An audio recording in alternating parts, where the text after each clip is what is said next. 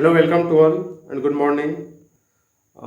Objective answer type question का solution शुरू किया था, जिसमें क्वेश्चन नंबर 17 तक हो चुका था। तो चलते हैं हम लोग नेक्स्ट, आगे बढ़ते हैं बिना कुछ एक्स्ट्रा बात किए हुए। क्वेश्चन नंबर 18 में दिया हुआ है बिंदु A -3, 5 और B 4, -9 को जोड़ने वाली रेखाखंड को बिंदु P 2, -5 किस अनुपात में विभाजित करती है। ये हो गया आपका क्वेश्चन।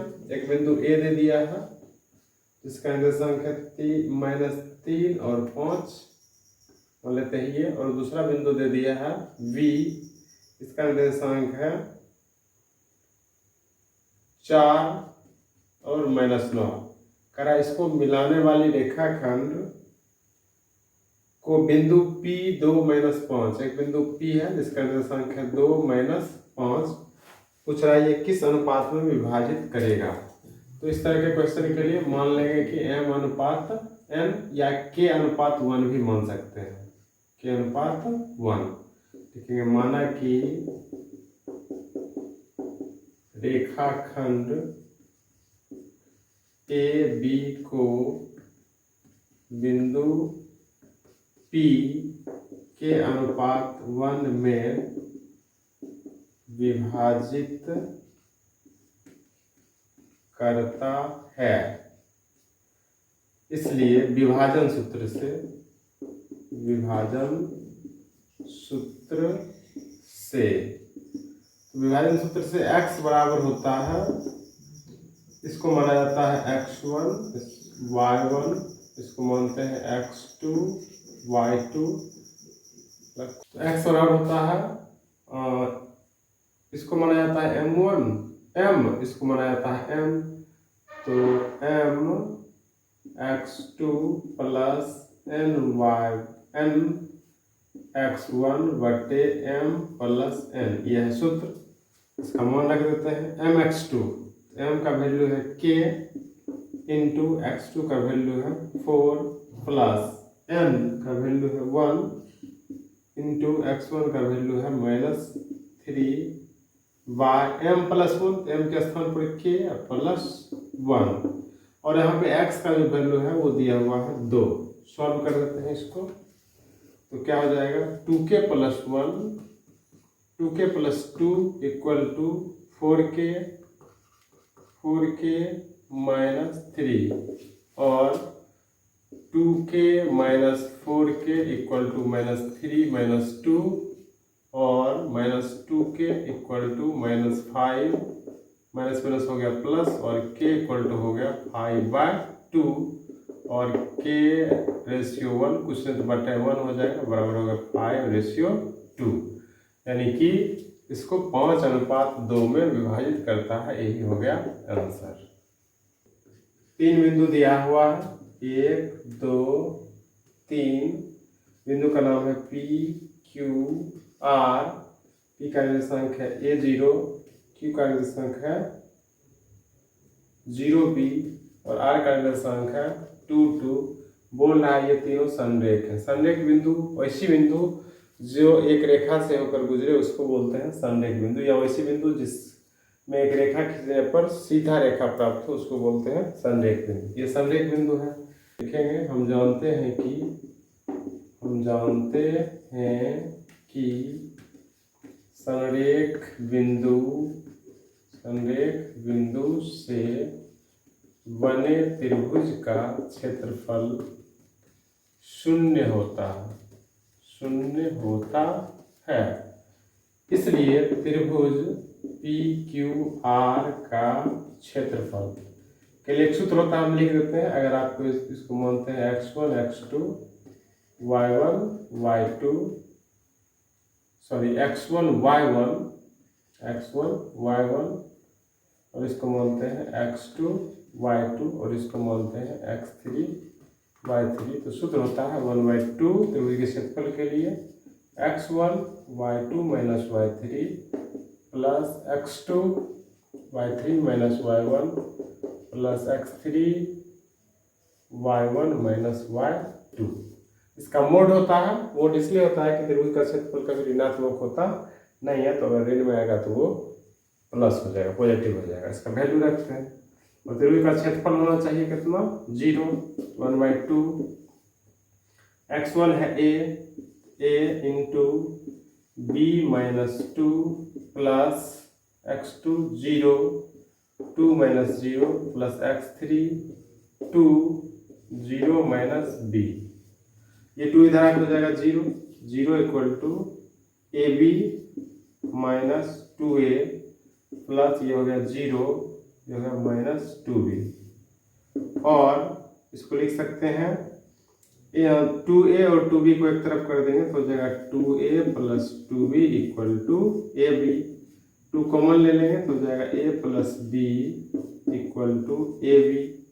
और a plus b equal to 2 इधर डिवाइड हो गया ab/2। या थोड़ा सा सोल्यूशन इधर करते हैं, 2 से ab से भाग देते हैं दोनों तरफ, हो जाएगा a/ab प्लस b/ab बराबर ab/2ab।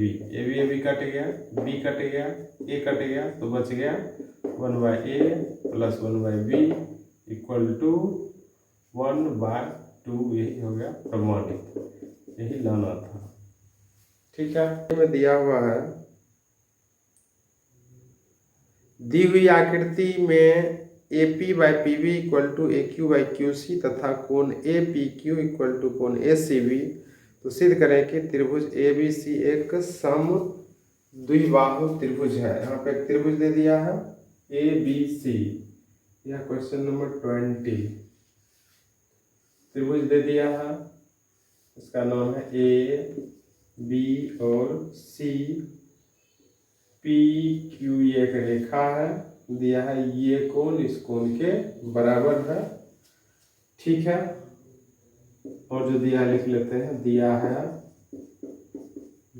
AP/PB equal to AQ/QC तथा कोण APQ इक्वल टू कोण ACB। सिद्ध क्या करना है, तो सिद्ध करना है त्रिभुज ABC एक समद्विबाहु त्रिभुज है। चलिए इसका प्रमाण करते हैं।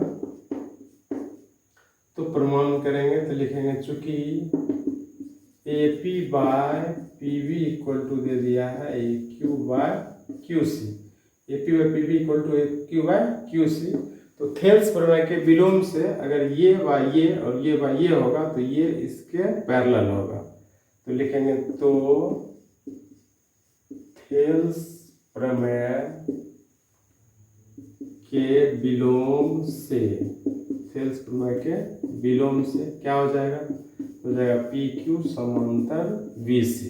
PQ इसके समांतर हो गया, तो इसलिए हम लिख सकते हैं कोण APQ इक्वल टू कोण ABC। APQ ये और ABC ये दोनों बराबर होगा। क्यों बराबर होगा, क्योंकि ये संगत कोण हो गया। दो रेखाएं हैं, दो समांतर रेखा है, इसको सीधी रेखा काटते हैं तो संगत कोण बराबर होते हैं। तो ये कोण बराबर हो गया। इसको मान लेते हैं समीकरण 1 और इसको मानते हैं समीकरण 2। समीकरण 1 तथा 2 से देखिए क्या होगा, APQ यहाँ भी है APQ, ये दोनों बराबर है तो ये पार्ट भी बराबर होगा, इसलिए हो जाएगा कोण ABC इक्वल टू कोण ACB। ABC ये कोण, ACB ये कोण।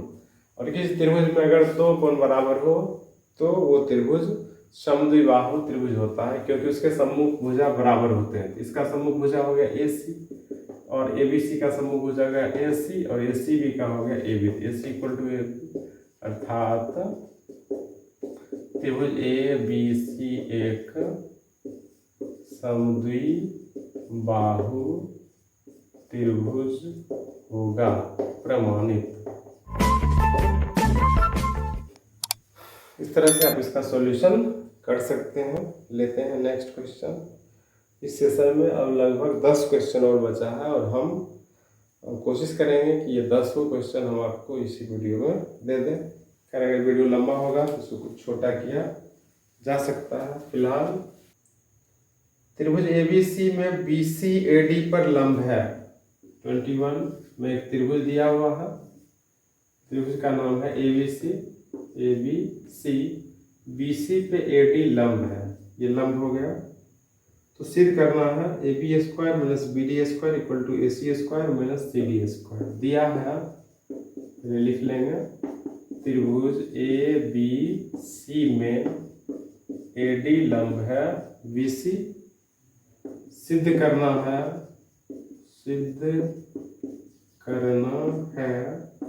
AB square minus BD square equal to AC square minus CD square. प्रमाणित करते हैं। देखिए इस तरह का क्वेश्चन आए तो बिल्कुल इजी है, तो आपको देखना है कि हमें दिया हुआ क्या है और लाना क्या है। यहाँ पे AD लंब BC दिया हुआ, AD जो है वो BC पे लंब है। फिर जो आपको करना है उसमें AB स्क्वायर, ये भुजा, BD स्क्वायर, ये भुजा, AC स्क्वायर, ये भुजा और CD स्क्वायर, ये इन सारों भुजाओं का योग है। यहाँ पे AD का कुछ भी नहीं है, AD यहाँ पे है ही नहीं, तो आपको AD का वैल्यू निकाल के और पुट कर देना। देखिए दोनों त्रिभुज में AD है, इधर 90 डिग्री होगा तो ये भी 90 डिग्री होगा, तो लिखेंगे त्रिभुज ABC में पाइथागोरस प्रमेय से, पाइथागोरस प्रमेय से क्या होगा, तो AD स्क्वायर इक्वल टू, इस त्रिभुज में लेते हैं ABD में, इसके सामने कर्ण हो गया AB, या AD स्क्वायर भी आप डायरेक्ट ले सकते हैं, AD स्क्वायर ही लेते हैं। AD स्क्वायर इक्वल टू हो जाएगा AB square minus BD square, और इस त्रिभुज में अगर लेते हैं ACD में लेते हैं तो इसमें भी हो जाएगा AD square equal to AC square minus CD square. इसको मानते हैं समीकरण 1, इसको मानते हैं समीकरण 2। तो समीकरण 1 तथा 2 से देखिए क्या होगा, यहाँ पे भी AD है, यहाँ पे भी AD है, ये दोनों अगर इक्वल है तो ये पार्ट भी इक्वल होगा। तो आप लिख सकते हैं AB square minus BD square बराबर AC square minus CD square. अब आपको लाना क्या है उसको देखिए, AB square minus BD square, AB square minus, ये तो आ ही चुका है already, AB square minus BD square और AC square minus CD square, यही होगा प्रमाणित। बिल्कुल इजी है, सिर्फ पाइथागोरस प्रमेय का यूज करना है और आपको याद रखना है कि समकोण त्रिभुज के लिए पाइथागोरस प्रमेय में कर्ण का स्क्वायर बराबर लंब का स्क्वायर प्लस। अभी जो लगातार क्वेश्चन आ रहा है वो आपको ज्यामिति से ही आ रहा है, तो ज्यामिति को थोड़ा अच्छा से तैयार करना है, क्योंकि इसी पार्ट में बहुत सारे बच्चे को थोड़ा कम नंबर आता है और यहीं से डिपेंडेंट करेगा कि आप मैथ में 100 में 100 ला पा रहे हैं या उससे कम हो रहा है। और आपके टॉपर्स जाने में भी ये पार्ट जो है ज्योमेट्री का वो काफ़ी मदद करता है, क्योंकि बहुत सारे ऐसे बच्चे होते हैं जो ज्योमेट्री के पार्ट को काफ़ी बेहतरीन तरीक़ा से कवर नहीं कर पाते हैं। चलिए हम आपके लिए ज्योमेट्री का जो है वो बेहतरीन कंसेप्ट के साथ क्वेश्चन को डील कर रहे हैं ताकि आपका ये पार्ट कमज़ोर ना रहे। तो नेक्स्ट क्वेश्चन दिया हुआ आपको यहाँ पे 22 में, यदि O केंद्र वाले वृत्त के बाह्य बिंदु T से दो स्पर्श रेखा TA और TB खींचा गया है। ये एक वृत्त हो गया, ये केंद्र हो गया O, बाहर से एक बाह्य बिंदु से दो स्पर्श रेखा खींचा गया है, बाह्य बिंदु दे दिया हुआ T, केंद्र दिया हुआ O।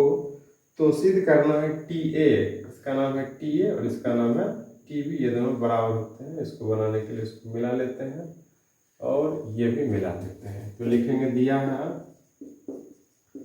है O केंद्र वाले वृत्त में बिंदु T से स्पर्श रेखा TA तथा TB है। सिद्ध करना है TA इक्वल टू TB। इसके लिए थोड़ा रचना करना पड़ेगा। रचना में क्या किए, O को A, B तथा T से मिलाया, O को तीनों से मिला दिए। ये 90 डिग्री होता है, ये भी 90 डिग्री होता है। स्पर्श रेखा से त्रिज्या, स्पर्श रेखा पर त्रिज्या स्पर्श बिंदु पर लंब होती है। ये हो गया 90 डिग्री और ये भी हो गया 90 डिग्री। तो सिद्ध करना है TA इक्वल टू टी। तो यहाँ पे क्या लिखेंगे, प्रमाण। यहाँ पे दो त्रिभुज मिल रहा है, त्रिभुज OTA तथा त्रिभुज OTB में लेके चलना है। और आपको सर्वमान समता का गुण याद रहना चाहिए। जब 90 डिग्री हो तो एक सर्वमान समता का गुण होता है RHS, राइट हाइपोटेन्यूज और साइड, समकोण, कोण, समकोण, कर्ण और भुजा। उस पे इसको लाते हैं दोनों त्रिभुज को। तो समकोण देखिए, ये 90 डिग्री, ये 90 डिग्री समकोण हो गया। तो लेके चलेंगे कोण OAT इक्वल टू कोण OBT, ये दोनों क्या है 90 डिग्री है। फिर इसके सामने और इसके सामने जो है वो होता है कर्ण। तो इस त्रिभुज में लेंगे तो इसके सामने की भुजा है OT और इसमें भी इस कोण के सामने की भुजा है OT। तो OT बराबर OT, ये हो गया उभयनिष्ठ भुजा जो दोनों में है। और ये क्या है, दोनों त्रिभुज के लिए ये है कर्ण। अब देखिए OA बराबर OB, OA बराबर क्या होगा OB, क्योंकि वृत्त की सभी त्रिज्याएं समान होती है। तो OA और OB त्रिज्या है, यहाँ पे लिख देंगे वृत्त की ये क्या है त्रिज्या है। तो राइट हो गया, हाइपोटेन्यूज हो गया, साइड हो गया, इसलिए लिखेंगे RHS सर्वांग समता नियम से क्या हो जाएगा। तो त्रिभुज OAT सर्वांग सम त्रिभुज OBT, ये सर्वांग सम का चिन्ह है, इसलिए CPCT से मतलब सर्वांग समता के गुण से क्या हो जाएगा, अन्य जब दो त्रिभुज सर्वांग सम होते हैं तो उनके अन्य जितना भी भाग है वो सब बराबर होता है। तो AT बराबर हो जाएगा BT, AT equal to BT प्रमाणित। यही सिद्ध करना था। थोड़ा सा बाहर का क्वेश्चन है और वो है आपको वृत्त से संबंधित क्षेत्रफल जो है उससे क्वेश्चन है। तो दिया हुआ है क्वेश्चन नंबर 23 में त्रिज्या 28 सेंटीमीटर, एक वृत्त दिया हुआ है जिसकी त्रिज्या कितनी है, तो 28 सेंटीमीटर है। यह है 28 सेंटीमीटर तथा केंद्रीय कोण 45 डिग्री वाले, केंद्रीय कोण कितना है 45 डिग्री वाले त्रिज्यखंड का क्षेत्रफल ज्ञात करें। ये है त्रिज्यखंड, इसको बोलते हैं। तो इसका नाम दे सकते हैं OAB। तो त्रिज्यक सबसे पहले एक सूत्र लिख देते हैं जिसका प्रयोग होगा, त्रिज्यखंड का क्षेत्रफल बराबर सूत्र होता है थीटा बटे 360 गुना पाई r स्क्वायर, जहाँ थीटा क्या है, थीटा है कोण और r क्या है, r है वृत्त की त्रिज्या। ये सूत्र है, इसका यूज होगा और सारा क्वेश्चन बन जाएगा। तो यहाँ जो है, यहाँ आपको r बराबर दे दिया है 28 cm और थीटा बराबर दे दिया है 45 डिग्री, इसलिए त्रिज्यखंड का क्षेत्रफल चाहिए। त्रिज्यखंड का क्षेत्रफल सूत्र हो गया थीटा बटे 360 गुने पाई r स्क्वायर। थीटा का मान है 45 बटे 360 गुने पाई का मान 22 बटे 7, r है 28 cm, 28 का स्क्वायर 28 गुना 28, काट देते हैं 7 चौक 28, 4 बार में कट गया, ये 90 बार में कट गया, 45 दूनी 90, 2 से 11 दूनी 22, 28 गुने 11, तो गुना कर देते हैं 28 गुने 11, 8 8 2 9 1 3 308, तो बराबर हो गया 308 cm रहेगा तो cm स्क्वायर, मीटर रहेगा तो मीटर स्क्वायर। क्षेत्रफल जहाँ भी हो तो उसका जो यूनिट होता है वो वर्ग इकाई होता है। cm रहेगा cm स्क्वायर, मीटर रहेगा तो मीटर स्क्वायर। यही हो गया इसका आंसर। दिया हुआ है एक पहिए की त्रिज्या 50 सेंटीमीटर है, एक पहिया दे दिया और इसकी त्रिज्या दे दिया है r बराबर 50 सेंटीमीटर। यदि पहिया 60 किलोमीटर प्रति घंटे की चाल से चल रहा है तो 20 मिनट में पहिया कितना चक्कर लगाएगा। लिख निकाल लेंगे पहले। एक चक्कर में पहिया द्वारा तय दूरी, देखिए ये पहिया है, अगर यहाँ से घूमना शुरू करता है फिर यहीं आ जाता है तो यही हो गया इसका एक चक्कर। तो एक चक्कर होगा तो एक चक्कर में जो तय दूरी होगा, ये जो लंबाई होगा ये कितना होगा, तो ये वृत्त की परिधि के बराबर होगा। तो बराबर वृत्त की परिधि होता है 2 पाई r, तो वैल्यू रखेंगे 2 पाई का मान है 22/7 और r का मान है 50 cm। ये चूंकि लंबाई है तो मात्रक cm ही होगा। इतना जानने देते हैं। अब क्वेश्चन में दिया है कि 1 घंटा में 66 किलोमीटर दूरी तय करती है। चूंकि 1 घंटा में पहिया 66 किलोमीटर दूरी तय करती है। 1 मिनट बराबर होता है 60, 1 घंटा बराबर होता है 60 मिनट, इसलिए 1 मिनट में निकाल लेंगे कितना, तो जगह 66/60 किलोमीटर। अब 20 मिनट ये चल रही है तो इसलिए 20 मिनट में कितना दूरी तय होगा, तो जगह 66 गुने 20/60 किलोमीटर, 20 या 60 और ये हो जाएगा 22 किलोमीटर। यानी कि 20 मिनट में 22 किलोमीटर दूरी ये तय करती है। और एक चक्कर में इतना दूरी तय करता है, चक्कर की संख्या निकालना है, इसमें इससे क्या करेंगे, भाग देंगे। इसलिए पहिया द्वारा लगाया गया चक्कर की संख्या बराबर क्या हो जाएगा, तो हो जाएगा कुल दूरी बटे एक चक्कर में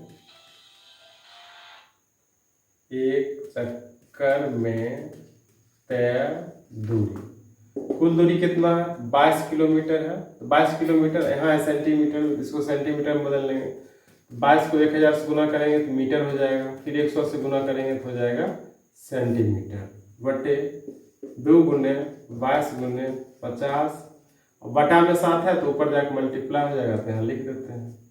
अब इसको काटते हैं, 22 कट गया, 50 दूनी 100 कट गया, 7 गुने 1000 बराबर 7000 चक्कर, यही हो गया आंसर।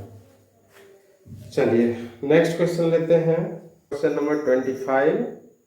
और मुझे ऐसा लग रहा है कि ये वीडियो फिर लंबा हो जाएगा, तो हम इसी क्वेश्चन को करके और एक वीडियो और है जो इस पे बनाना पड़ेगा, क्योंकि 5 क्वेश्चन और हैं और ये सारे क्वेश्चन काफ़ी इंपॉर्टेंट हैं।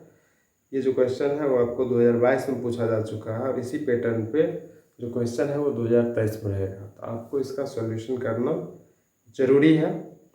तो एक क्वेश्चन और हम इस पे लेकर चलते हैं। क्वेश्चन नंबर 25 में दिया हुआ एक घन का संपूर्ण पृष्ठ क्षेत्रफल 726 cm² है, आयतन निकालें। 25 नंबर ये हो गया घन, क्या है ये हो गया, आपको घन दे दिया। घन का भुजा मान लेते हैं ए, तो दिया है घन का संपूर्ण पृष्ठीय क्षेत्रफल, इसका मान आपको दे दिया है क्वेश्चन में 726 cm²। तो घन का संपूर्ण पृष्ठीय क्षेत्रफल होता है 6a²। सूत्र हो गया ये 726 या a² = 726/6, काट दीजिए, 6 कहीं 6 दूनी 12, 121, या a बराबर हो गया √121 बराबर हो गया 11 cm। घन की भुजा निकल गया। अब क्वेश्चन में कह रहा है कि इसका आयतन निकालिए, इसलिए घन का आयतन बराबर सूत्र होता है a3, भुजा है 11 cm, तो 11 का क्यूब सेंटीमीटर क्यूब, 11 गुना 11 गुना 11 बराबर होता है 1331 सेंटीमीटर क्यूब आंसर। इस प्रकार से जो शॉर्ट आंसर टाइप क्वेश्चन है वो सब बिल्कुल इजी है, छोटा छोटा है। आप अगर थोड़ा सा भी मैथ का अध्ययन करते हैं तो आप इस तरह के क्वेश्चन को 100% बना सकते हैं, क्योंकि 30 क्वेश्चन है और इसमें ऑप्शन है, पूरा क्वेश्चन आपको बनाना भी नहीं है। तो इस प्रकार से मेरे वीडियो पे बने रहिए और अभी जो शॉर्ट आंसर टाइप क्वेश्चन का सीरीज है उसके सारे वीडियो को देख लीजिए, पीछे भी लगभग 2 वीडियो डाल चुके हैं। अगर आप इस 30 क्वेश्चन को सॉल्व कर लेते हैं तो नो डाउट आपको शॉर्ट आंसर टाइप क्वेश्चन जो एग्जाम में दिया जाएगा उसको आप पूरा बना लेंगे। आज के लिए बस इतना ही। मिलते हैं अगले वीडियो में, तब तक के लिए wish you all the best. Thank you.